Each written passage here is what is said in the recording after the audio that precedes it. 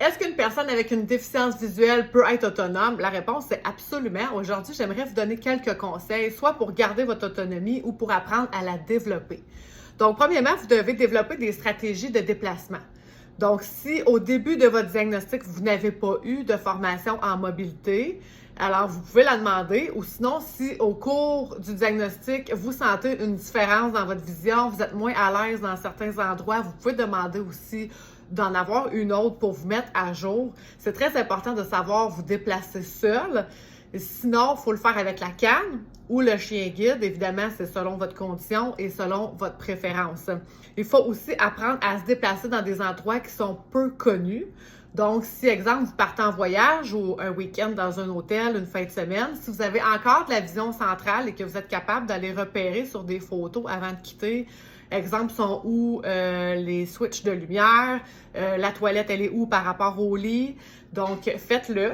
Et pour ceux qui ne peuvent pas se fier sur le résidu visuel, parce qu'ils n'en ont plus beaucoup, ce que je vous conseille de faire, dans le fond, c'est que quand vous arrivez dans un nouvel endroit, prenez le temps de faire le tour, de vous familiariser. Partez pas tout de suite à la course, aller visiter quelque chose.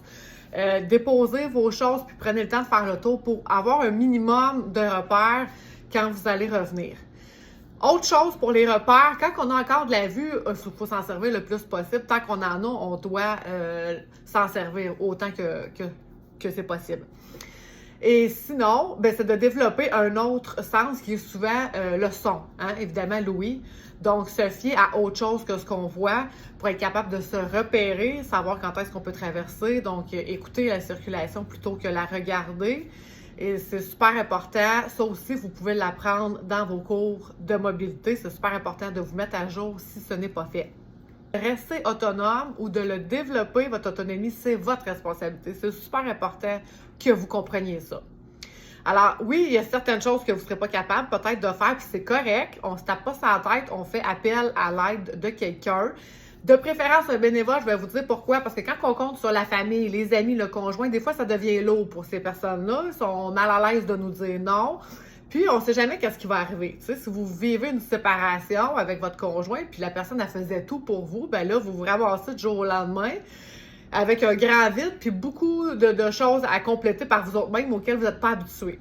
Donc, restez le plus autonome possible.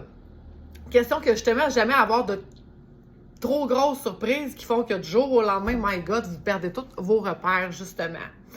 Ensuite de ça, il faut vraiment apprendre à utiliser la technologie. OK? Aujourd'hui, on en a beaucoup et je vais vous faire des prochaines vidéos justement avec qu'est-ce qui se fait sur le marché en 2026.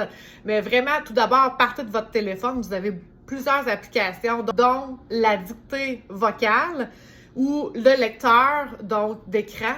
Alors, vous pouvez vous organiser pour céduler vos rendez-vous, vos déplacements, tout ça, lire vos messages textes. C'est vraiment important de se mettre à jour. Et ça aussi, c'est votre responsabilité d'être à la dernière pointe de la technologie sur ce qui se fait sur le marché. Pour les transports, il y a plusieurs façons, évidemment, de se déplacer. Il y a les transports en commun pour ceux qui sont dans les grandes villes, transports adaptés aussi qui existent dans plusieurs régions. Et le covoiturage, si vous voulez vous déplacer d'une ville à l'autre, donc pour des plus longues distances, et les autobus aussi de longue distance comme Orléans Express. Donc, vous avez plusieurs choses qui existent. C'est vraiment important de vous informer et de connaître ce qu'il y a justement à votre disposition pour vous aider à faire vos déplacements.